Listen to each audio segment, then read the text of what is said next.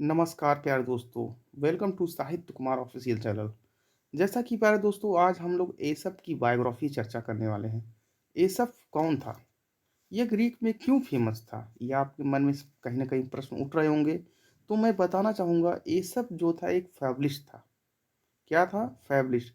अब पूछेंगे फ़ैबुलिस्ट क्या होता है? तो मैं बताऊँगा ऐसी कहानियाँ जिसमें जानवरों का रोल होता है, जिसमें जानवर हीरो बनते हैं, प्रोटैगोनिस्ट बनते हैं, एंटागोनिस्ट बनते हैं। मतलब इंसानों को जानवरों के रूप देकर कहानी बनाई जाती है और इसके लिए केवल एक ही शख्स है, वो है एसप। एसप को ही जाना जाता है, याद रखेंगे। ये एक स्टोरी टेलर था। आज इसको देखा जाए इतिहास में बहुत सारे फेबल्स के लिए जाना जाता है और श्रेय दिया जाता है। इसके जो कलेक्टली जो फेबल्स हैं वो उसे एसप की फेबल्स कहा जाता है। एसप का नाम जो है व्यापक रूप से इतिहास में दूर-दूर तक फैला हुआ है। याद रखें ये ग्रीको रोमन पुरातन से बिलॉन्ग करता था, ये भी जानेंगे आप। और एक बात ये है कि कहीं न कहीं ये भी देखा गया है कि इसका थोड़ा इतिहास में स्रोत कम मिलता है, लेकिन अरिस्टोटल ने इसके बारे में अच्छा खासा चर्चा किया है, जो मैं आगे बताने वाला हूँ आपको। 15th सेंचुरी में लगभग इसके बाद के कुछ भागों में इसका अस्तित्व मिलता है। एसप को एक लेजेंड बताया गया है और ये अब कुछ लोगों ने बताया है, लेकिन अब आपको आगे बताएँगे। प्रारंभिक ग्रीक सोर्सेस के अनुसार प्रारंभिक ग्रीक स्रोतों के अनुसार अरिस्टोटल ने ये संकेत किया है कि अरिस्टोटल का जन्म 620 के लगभग हुआ था, वो भी कहाँ? मेसेम्बिया के ग्रीक कॉलोनी में। याद रखेंगे अरिस्टोटल ने ये संकेत किया है, बताया है कि एसप का जन्म हुआ था। कब भई? 620 के लगभग मेसेम्बिया ग्रीक कॉलोनी में हुआ था। ये अरिस्टोटल ने कहा। अरिस्टोटल को कौन नहीं जानता। कुछ बातें और है कि एसप को जहाँ तक मेरा मानना है एक लेजेंडरी ग्रीक स्टोरी टेलर कहा जाता है। ऐसा क्या है मतलब? जो छोटी कहानियाँ जो कहीं न कहीं मॉरल स्टोरी ग्रीक वासियों को सुनाता था और उन्हें एक सही राह और सही पाथ पे ले जाता था। ये इसका काम था एसप का और इसीलिए इसे फ़ैबुलिस्ट बोला जाता है, समझ गए आप? इतिहास में या साहित्य में ये कई फ़ॉर्म में प्रस्तुत होते हैं, जैसे कि फ़ेबल, प्सूडो, बायोग्राफ़ीज़ एंड हिस्टोरिकल अकाउंट्स। इस तरीके इसके इसके बायोग्राफ़ी, इसकी जानकारियाँ मिलती हैं। ये सब को आज श्रेय दिया जाता है, उसके लिखे हुए कई फ़ेबलों के साथ। याद रखिए, जो मॉरल स्टोरी होती हैं और आज देखो तो बच्चे भी इसकी कहानियाँ ज़्यादा सुनते हैं। आपको पता ही होगा दादी अम्मा कहानी जब सुनाती हैं तो कहीं न कहीं इंसानों की कहानी नहीं सुनाती, राजा-रानी की सुनाएँगी या तो कहेंगी एक भेड़िया था, एक कुत्ता था, एक शेर था, ऐसे कर कहानी सुनाएँगी ना। वो कहानियाँ कहीं न कहीं वो क्या होती हैं? फेबल्स होती हैं दोस्तों, आपको बताना चाहेंगे। जैसे कि आपने द जंगल बुक स्टोरी आपने देखा होगा, वो क्या है? फेबल्स है। आपने जॉर्ज ऑरवेल का एक वर्क पढ़ा होगा, कौन-सा वर्क है? एनिमल फार्म, वो भी क्या है? एक फेबल्स है। अब इतना कुछ बता दी तो आप समझ गए होंगे। देखिए उसके कुछ महत्वपूर्ण वर्कों की बात किया जाए तो उसमें कहीं न कहीं द आंट और grasshopper, the wolf in sheep's clothing, ये सभी वर्क शामिल हैं। ये सब की फेबल्स जो है आज तक उसके मॉरल, उसके नैतिक के लिए जाने जाते हैं, जो नैतिक और हमें एक पाठ सिखाते हैं। और उसमें देख आपको भी मैंने बताया ना, उसकी कहानियों में क्या होता है कि जानवरों को अहम भूमिका दी जाती है। जैसे एक मनुष्य को डील किया जाता है कहानियों में, वैसे जानवरों को डील किया जाता है। आपने एनिमल फार्म पढ़ा होगा, उसमें सूअर को कहीं न कहीं उसमें मुख्य भूमिका दी गई थी, वो इंसानों के जैसा उसको डील किया जाता था। इसकी कहानियों में ख़ास ये बात है कि जो जानवर हैं वो बोलते हैं, ये भी याद रखें इंसानों के जैसा। पिसोडो की बायोग्राफी में भी ये सब कई जानकारी कुछ मिलती है। ये सब की जानकारी पिसोडो की बायोग्राफी में मिलती है। ये लेजेंडरी ऑथर था ऑफ फेबल्स का, इतनी जानकारियाँ मिलती है।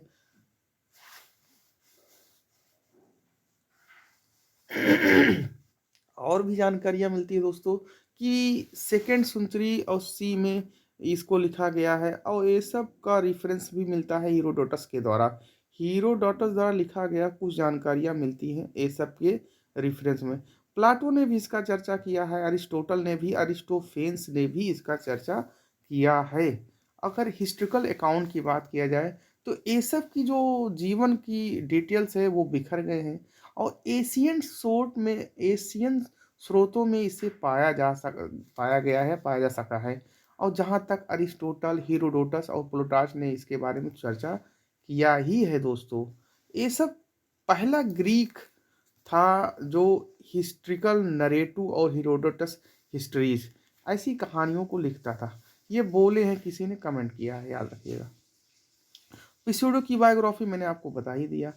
अब ये भी मैंने बता दिया। इसके जो साहित्यिक वर्क हैं दूसरे, तो उसके बारे में क्या जानकारी मिलती है। ये सब एक रोमांस रोमांस और एक एशियंट लिटरेरी वर्क लिखने वाला था, जो प्राचीन साहित्यिक वर्क में आता है। और उसमें एक मॉरल जानकारी मिलती है, मॉरल कहानियाँ मिलती है, ये सब जानकारियाँ मिलती है। ये सब के कहीं ना कहीं एपोसोडिक वर्सन में कहानियाँ बताती हैं। अब इसका मतलब क्या है, मतलब भाग भाग में दोस्तों कहानियाँ लिखता था ये बंदा, याद रखिएगा। ये सब के फेबल्स के जो हैं कई तरीके से ये सब के वेरियस वर्सन में शामिल होते हैं, यानी भिन्न भिन्न वर्सन में शामिल होते हैं। और मॉरल और फैबलिस और इसोप और फेरिगेन, इस तरह की कहानियों को वो शामिल करता था। अब फेरिगेन मतलब परी भैया, फैबलिस मतलब मॉरल, समझ रहे हैं आप ना। देखिए, ये सब के कुछ मुख्य और फेमस वर्क हैं जो मैं आपको नाम बताना चाहूँगा। पहला नाम है द हेयर एंड टॉर्टोइस, याद रखिएगा। The boy who cried wolf, लड़का जो भेड़िए के लिए चिल्लाया। ये देखिए, ये क्या है, यहाँ पर जानवर को इंसान तरीके डील किया जा रहा है ना इनके वर्कों में, तो मैं यही बता रहा था। द लॉयन एंड माउस, ये किसके वर्क हैं, ये सब के वर्क हैं। The fox and the grapes, ये किसके वर्क हैं, ये सब के वर्क हैं। द वुल्फ इन सीव्स क्लॉथिंग, ये किसके वर्क हैं, ये सब के वर्क हैं। द एंड द ग्रसफर, ये किसके वर्क हैं, ये सब के वर्क हैं। The north wind and the sun, ये भी किसके वर्क हैं, ये सब के वर्क हैं। The dog and his reflection, ये भी ये सब के ही वर्क हैं। कुछ की पॉइंट्स मैं बताऊंगा ये सब के वर्कों में। पहला तो की पॉइंट्स ये है कि इसके कहानियों में कहीं ना कहीं जानवरों का जो करेक्टर होता था उसमें ह्यूमन, मनुष्यों की तरह उसका व्यवहार किया जाता है, जैसे मनुष्यों की तरह उसे डील किया जाता है। अब देखिए भाई, अब इसकी जो कहानियों में जानवर ही रहते थे, लेकिन वो क्या करते थे, मनुष्यों की तरह बोलते थे, खाते थे। ये क्या है, ह्यूमन ट्रेड्स उसमें दिखाया जाता है। ये सब की कहानियों में अधिकतर ह्यूमन के गुण दिखते हैं, मनुष्यों के जो अंदर अंदर गुण होते हैं वो जानवरों में दिखाए जाते हैं। और एक मॉरल लेसन देने का काम करते हैं दोस्तों, नैतिक पाठ हमें बताने का काम करते हैं। और संबंधी सिचुएशन के माध्यम से ये बताया करते हैं। मॉरल मैसेज भी होता है इनके वर्कों में, एक मॉरल मैसेज होता है। हर एक फेबल्स आमतौर में एक क्लियर मोरल लेसन देते हैं अपने मुख्य रूप में, याद रखेंगे। कलेक्शन ऑफ स्टोरीज, ये सब के वर्क जो है आज उनके कलेक्शन ऑफ फेबल्स को कंसीडर किया जाता है, एक सिंगल बुक में नहीं लिखे गए हैं, याद रखिएगा। फेबल्स अब आपके मन में प्रश्न आ रहा होगा कि सर बार बार फेबल बता रहे हैं, फेबल होता क्या है। तो मैंने ये लिटरेरी टर्म है, मैं बताऊंगा आपको। फेबल एक शॉर्ट स्टोरी है, याद रखिएगा, जो हमें एक पाठ या मॉरल सिखाती है।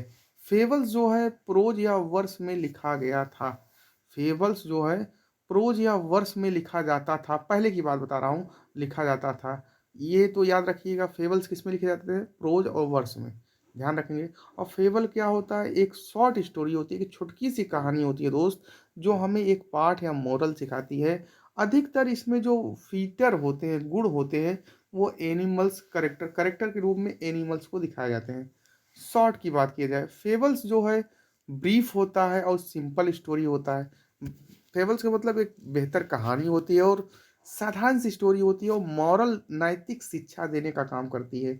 मॉरल की बात की जाए, फेबल हमें एक पाठ सिखाता है कि how to behave in the world, संसार में हमें कैसे व्यवहार करना है, किसी के सामने गलत, पाप, सही, ये चीज सिखाने का काम कौन करता है, फेबल्स। अब आगे आते हैं एंथ्रोपोमॉर्फिज्म। ये क्या होता है दोस्तों, इसके बारे में जाने। ये होता है सगुणवाद, अवतारवाद। मतलब जिसमें सद्विचार हों, अच्छे-अच्छे विचार हों।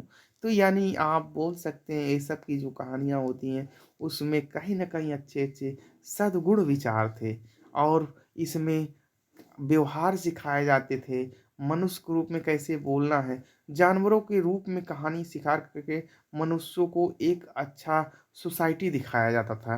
याद रखें नॉन ह्यूमन कैरेक्टर्स फेबल्स अधिकतर आपको बताएँ वो एनिमल्स के कैरेक्टर से बनता है, ये बिल्कुल सही है। उसमें क्रिएटर्स प्लांट होते हैं, एनिमेटेड ऑब्जेक्ट्स होते हैं। एनिमेटेड ऑब्जेक्ट्स का मतलब अचेतना निर्जीव चीज़ें और वस्तुएँ, फोर्सेस ऑफ नेचर और प्रकृति की शक्ति दिखाई जाती है कैरेक्टर के रूप में। याद रखेंगे भाई। जब हम फेबल्स में चर्चा करते हैं साहित्य में, तो एक चीज़ तो फिक्स है दोस्तों, वो हम एसप की फेबल्स की चर्चा ना करें, तो कुछ चर्चा नहीं किया क्योंकि यही फादर माना जाता है, किसमें? ग्रीक में एसप का, याद रखिएगा।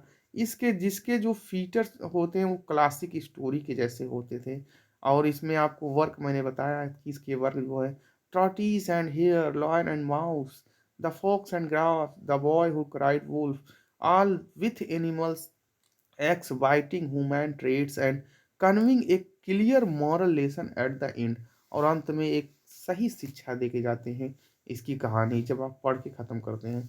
की पॉइंट से बात किया जाए ये सब की फेबल में, इसमें जो ऑथर होता है, ये ऑथर हमेशा लेखक हमेशा जो भी मोरल अगर आज फेबल्स लिखता है वो कहीं न कहीं ये सब को ही श्रेय दिया जाता है। वो एक ग्रीक स्टोरी टेलर था, जो एशियन टाइम से बिलॉन्ग करता था और वास्तव में देखा जाए तो इसके जो ऑथरशिप है, वो लोग कहीं न कहीं बहस करते हैं कि ये ऐसे वर्क नहीं लिखा है। तो मेरा मानना है तो भाई हम ग्रीक में सोर्सों के अरिस्टोटल की बात तो नहीं काट सकते।